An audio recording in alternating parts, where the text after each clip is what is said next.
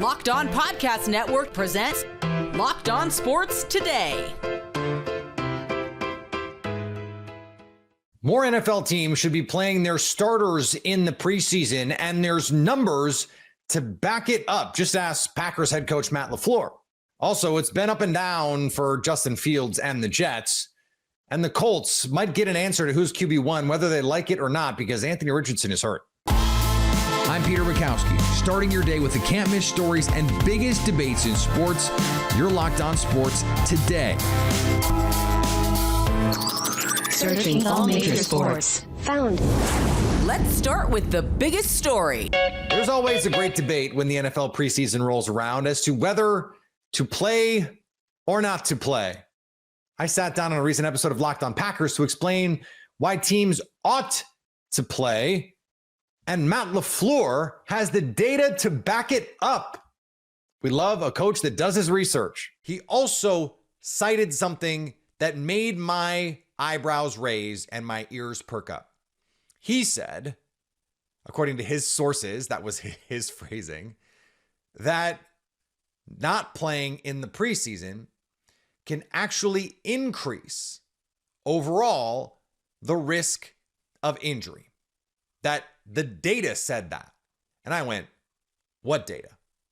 Now, Matt LaFleur did not provide the data, so I went in search of the data. I know the data is everyone's favorite thing, right? Oh, let's talk about math. This is not that. I found a pair of studies that looked into NFL injury data and found significant increases in especially soft tissue injuries in 2020 compared to 2019. Well, what happened in 2020? We had a global pandemic and there was no preseason. And what we saw in the first month of that COVID 2020 season was a rash of injuries. In fact, you can go back and look, and one of the studies did this. I wrote about this today for The Leap, a newsletter I would love for you to subscribe to. That if you go back and look, in 2020, there were 141 injuries in week 1 of 2020. You look at 2016, 2018, and 2019, the highest year of week 1 injuries was 100. There were 141 in week 1 alone in 2020. Similar trends in the first month of the season where the numbers were significantly higher. And the conclusion from this pair of studies was there is a difference between playing in the preseason and playing in the regular season. No duh, right? But it is a tacit admission, or maybe a direct admission, that when you come to a preseason game, there is a risk in not being in, quote, football shape. This is an old truism. Regular shape is not football shape. But the difference between a preseason game and a regular season game is intensity. It's duration. Even if you play in the preseason, you're not going to play as much as you would in the regular season, and the intensity is not the same. Especially if you're a veteran, you're not going 100%.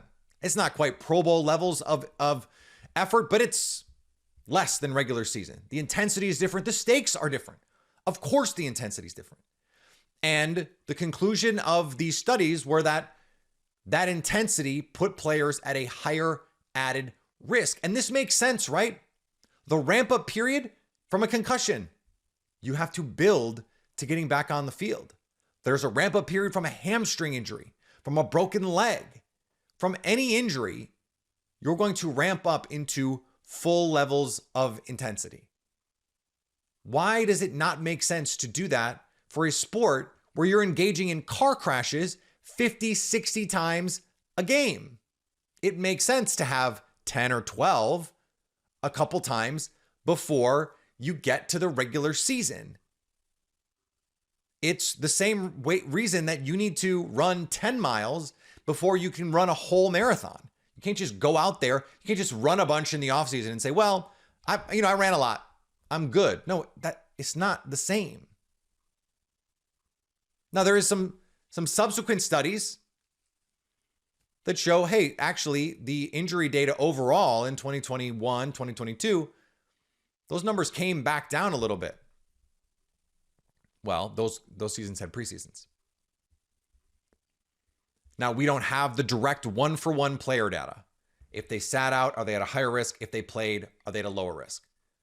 But the conclusion reached in these papers, published in scientific journals, they concluded that it was a statistically significant difference.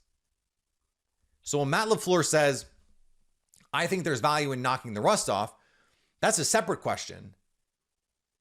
Whereas the injury risk there is verifiable data, scientific evidence that suggests it makes sense to play your starters some certain amount of snaps. You can stay up to date all year on the 4-time Super Bowl champion Green Bay Packers by subscribing to Locked On Sports Today and Locked On Packers on YouTube or your favorite podcast app. Your Locked On Sports Today. Coming up, the Jets are going to let all their starters roll in week 1 of the preseason. Before we get to that, the Chargers lost a major piece of their offense to injury. Summer sports are in full swing, and whether you're all about baseball under the lights, see, swing, get it, see what I did? Golf on the green or high-stakes soccer action, FanDuel is the best way to make every game even more exciting. You're already following the action. Why not make it a little more thrilling? With FanDuel, you can get in on the game while your friends are getting sunburned at the beach. I've been using FanDuel to track my favorite matchups, my favorite NFL futures, perhaps, and the app keeps it fresh with new daily promotions and fun ways to bet. It's easy to use, fast to pay out, and makes even regular season games feel like must-watch events, even if there's 162 baseball games. Whether I'm placing a same-game parlay or watching a bet ride into the 9th inning, FanDuel makes it feel like I am part of the action. New to FanDuel, new customers can bet just $5 and get $150 in bonus bets if that first bet wins. Open the FanDuel app today or visit FanDuel.com to get started. Football can be cruel sometimes. Los Angeles Chargers Pro Bowl left tackle Rashawn Slater will miss the entire 2025 season after rupturing a patella tendon in practice Thursday afternoon. He will undergo surgery and be placed on injured reserve. Just 11 days ago, Slater signed a 4-year, $113 million contract extension with LA. And now he'll be waiting a whole year to showcase his talents as one of the highest paid offensive linemen in NFL history. And if the Chargers were going to be a contender in the AFC this year, they were going to need Rashawn Slater. Just a bump.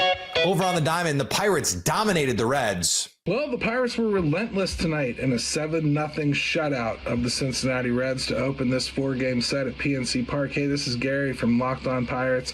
Really good things to see tonight, Bucco fans. The best thing of all, Brian Reynolds finally gets back in the home run column. Hasn't hit one since late June. He went oppo off Singer, and it was a beautiful thing. I just called out last night that we're starting to see him go opposite field a little bit more left-handed and reach out of the zone a little bit more. Very good indicators that Brian Reynolds is starting to see the ball better and take a better approach at the plate, and nothing could be better for this Pirates offense. Jared Triolo had a decent night tonight, multi-hit game, drove in a couple big runs early on. Good to see Henry Davis a home run. Nice to see a little bit of production from him as well. O'Neal Cruz contributed tonight as well. Still not looking right at the plate, still not taking a great approach, I think, more than anything. The swing looks fine, the timing looks okay. I just don't like his approach. I feel like his mentality's off. This team in general does that to hitters, though. So we'll see if maybe the Pirates can play spoiler here the rest of this series with Cincinnati. I sure wouldn't mind it. Sorry, Jeff Carr. Talk to you later, everybody, tomorrow morning on Locked On Pirates. And in a surprising move, one of college football's highest-rated recruits has committed to Texas Tech. 5-star outside linebacker and number 5 overall player LaDainian Guyton chose the Red Raiders over, get this, Alabama, Florida State, Georgia, South Carolina, and Tennessee. Guyton can't formally sign with the college program for another 16 months, but given the amount of money Tech spent on the transfer portal this offseason, there's no telling what sort of offer they've made to get one of college football's most prized assets. New York Jets head coach Aaron Glenn says the starters will play Saturday night at Lambeau Field. By the way, Coach Matt LaFleur saying also his starters will at least get some action, which means we will get ones versus ones as we open the Aaron Glenn era. John Butchko from Locked On Jets joins me now. And John, it's been an up and down camp by all accounts from Justin Fields, but this is a long-term move here to bring Aaron Glenn in. What do you want to see off the rip here for the Jets? I think that you want to see competency. Now, I don't think that the first team is going to play all that long, but by all accounts, it's been, like you said, it's been an up and down training camp so far for Justin Fields. Jets are installing a new system. Justin Fields is getting used to, throwing to new teammates. I know he was Garrett Wilson's college quarterback, so the two of them worked together in the past. So, I think you want to see the team avoid big mistakes, but it is preseason. It is this is preparation time. I don't think you should have sweeping conclusions based on a series or two. I think you just want to see them avoid big mistakes and execute the fundamentals. Okay, so does that have to include the second and third teams, or is this just going to be like a vibes test, or how are you going to be measuring this? I think that. I don't know how much the second and third teams matter aside from position battles and roster battles for guys who are like kind of the last of the guys who are kind of like fighting to make the 53-man roster. I really feel, Peter, that we overanalyze what happens in these exhibition games. I think we've been without football for 8 months, so the first time we get actual game action, we tend to read way too much into what happens. I mean, I can give you a couple of examples. In 2019, Jets played the Giants their first preseason game. They stormed down the field and scored a touchdown. This was Adam Gase's first year. And for the rest of the preseason, we heard about how great the Jets offense was going to be. This was the Adam Gase Jets. 2021, 2 years later, Zach Wilson comes out his first preseason game, looks pretty competent in a couple of series. You start hearing in the New York media, the Jets have found their franchise quarterback. I don't think we ever look back at what happens in these exhibition games once we get to the regular season and remember anything that happened. So I think that, it's all about preparation. It's all about, getting ready for the season. So, you want to see, I think the Jets will probably run some of their staple plays. You'd like to see them run smoothly. If they don't, you have to remember that the exhibition season is it's preparing for the season. So if you mess something up, it's better to do it now than week one of the regular season. And that's actually one of the reasons I'm happy the Jets are playing their starters, because I think that we forget that as much as we obsess over the day-to-day of what's happening in training camp, we talk about who's up and who's down, we have the daily stock report. This is really about getting ready for the season. And part of getting ready for the season means that, you clean up stuff that's not working well. I actually think if you look across the NFL, there's been an epidemic the last couple of years of really, really sloppy play the first week or two of the season. And yep.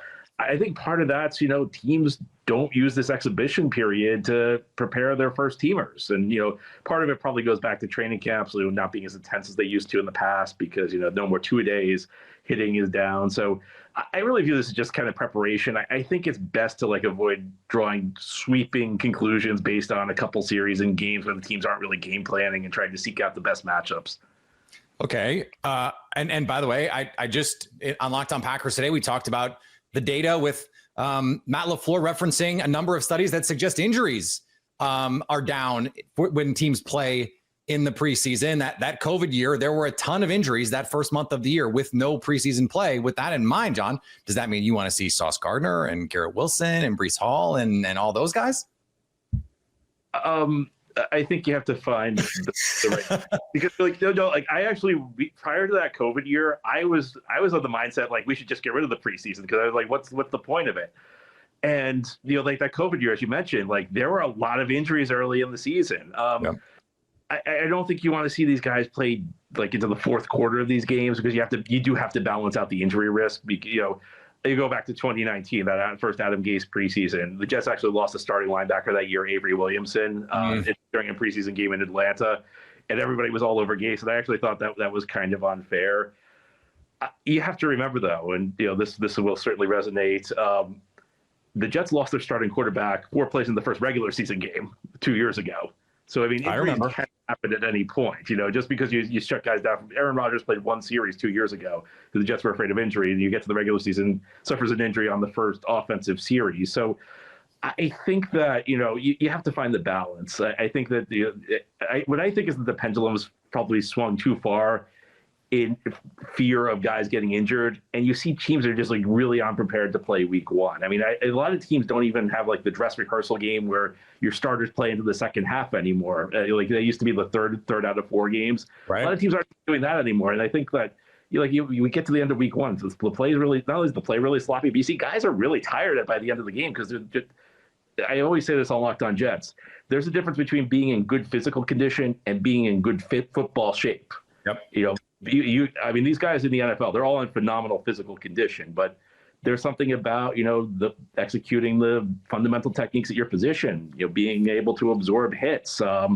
These are the things that that I think as much as anything is what you're preparing for right now. And I think that teams, the challenge is whenever a player gets injured, the coach gets criticized. So why do you have your guys out there in an exhibition game? But these games exist to prepare for the season. And I don't think a lot of teams are really using it to prepare for the season anymore. I mean, I don't know if Sauce Gardner needs to play to be ready for the season, but I think I'd like to see my first team offensive line work together for a couple of series to kind of just, get the chemistry back again, understand how you're going to pass off a stunt. And I'd like to see the first team quarterback, Justin Fields, throw to his first team receivers, figure out how receivers going to run a certain routes, what depth he's going to run it out, what angle he's going to break at. So it's a balance. I don't want to see these guys play the entire game, but I think that I was actually pretty happy because I want to be consistent. I criticized Robert Saleh when he was the Jets head coach for never playing his starters in preseason. I felt it left the Jets at a disadvantage early in the regular season. So I was happy to see Glenn. Now, of course, somebody goes out and gets hurt Saturday night, Glenn's going to get criticized. But I think that it's a calculated risk, and I think that it's one that more teams should probably take. Stay up to date all year on the New York Jets by subscribing to Locked On Sports Today and Locked On Jets on your favorite podcast app and on YouTube. Coming up, Anthony Richardson couldn't catch a break in the Colts preseason opener. Quarterback Anthony Richardson dislocated his pinky in a nasty way on Thursday night. It was brutal.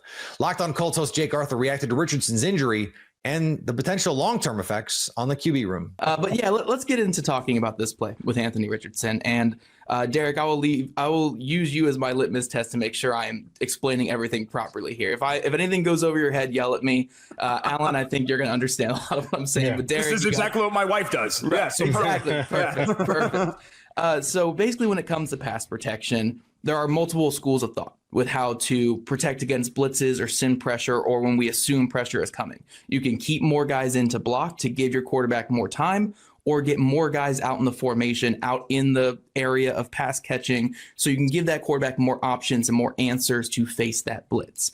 So what Shane Steichen typically believes is empty protection, 5-man protection against whatever blitz or sim blitz is coming. Get the running backs out of the backfield so you have easy avenues for your quarterback to attack it here. So when we're looking at this play, Baltimore loves their sim pressures. They have 6-7 guys around the line of scrimmage. Any of these guys can be coming. They're crowding the offensive line. It looks like a blitz is coming. So you look at the Colts formation, they have a 3-by-2. To the right of the quarterback, they have a running back, tight end, wide receiver. To the left, 2 wide receivers. And when you're looking at the eventual routes that these guys are running, it looks like on the left side they're running deeper curls, around the sticks. They're getting stuff more down the field on the left side, and then they're matching that on the right side with a scat protection, with scat where you're getting the running back into the flat, you're getting the 2 receivers in really quick spot routes that are 5-yard routes, and that's basically your blitz read. That is the side that you want to be setting to if you think a blitz is coming. So when you're reading what's in front of you on that play, you have to be reading that a blitz is coming. Even if they bail out of this blitz, you want to be setting to the right side here because you have your running back out of the backfield right there as a quick option. And you have those 2 receivers, the tight end and the receiver, hitting their quick landmarks. So when this play is ultimately snapped, the Colts' 5 offensive linemen are responsible for the guys in front, and they're sliding to the left because they know the hot is to the right. So you're going to slide to the left to make sure, hey, that quarterback can have a clean avenue to attack to the right side if that blitz is coming. And that's exactly what happens. They slide to the left. The Ravens peel back on the left side and blitz the right, which gives that free rusher coming in. The quarterback is responsible for that free rusher because you don't have a tight end chipping. You don't have a running back chipping. And he has to acknowledge that free rusher is there, get the ball out either around him to the receivers in the spot route or to the running back out of the backfield, let that running back create a couple yards and don't get hit on the play. What happens with Anthony Richardson is I don't know if he just didn't see the blitz, didn't account for the blitz coming, thought the slide was coming to the right, or maybe just didn't know the protection call and thought that the running back was staying in to protect. Because if the running back's staying in to protect there, then that would explain him setting to the left. But he just kind of inexplicably goes against what everybody else on the play is doing. So again, the offensive line setting to the left, scat out of the backfield, nobody's chipping, everybody's on the same page. But Anthony Richardson setting to the left, and there's really no urgency in what he's doing here. He is just sitting in the pocket. He's not expecting a free rusher. Obviously, by the way he took that hit, barely held on to the football there. He's not expecting a free rusher. So there was something off with him and every other player on the field. And typically for me, that says that that was probably the guy who made the mistake when the one guy is different from everybody else. So yeah, he's setting to the deeper developing routes. Again, when you have sim pressure up front and you're doing empty protection, that's just something you can't be doing as a quarterback. And even if you want to give him the benefit of the doubt, like say the play design was throw the ball to the left here, like no matter what, throw the ball to the left. The second you see that defensive end on that side of the field bailing out off the line, every alarm bell has to be going off in your head if you know the protection call. Because if you know the protection call, you have to say, my running back's not in here. And I see that guy bailing, they're going to have a free rusher on me. So that's when you at least just got to eat it and get down. So I think a lot of this was just the lack of fundamentals, was just him not knowing the protection call or being off on the protection call, not setting to the right hot read on the right side, and just not being aware of the free rusher, even when he did make the mistake of setting to the left. Because again, you have to at least see that defensive end bailing and know that guy is coming. So, and finally, a viral post suggested a new no bag policy was implemented for Wednesday's games in the WNBA. The idea was that the league was trying to crack down on a recent bizarre trend of fans throwing adult toys onto the court in the middle of games. The trend, unfortunately, is real, but the bag policy turned out to be an internet hoax. At least 2 fans have now been arrested for throwing these toys on the court in separate instances, the latest on Tuesday. A reminder, be careful believing everything you read on the internet and keep your special toys to yourself or a consenting partner.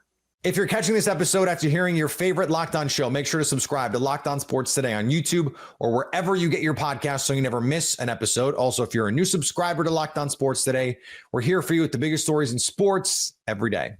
Coming up, what can we learn from a massive weekend of preseason football? You know, as massive as preseason football gets. So at least until tomorrow, stay Locked On Sports Today. Locked On Podcast Network presents Locked On Sports Today.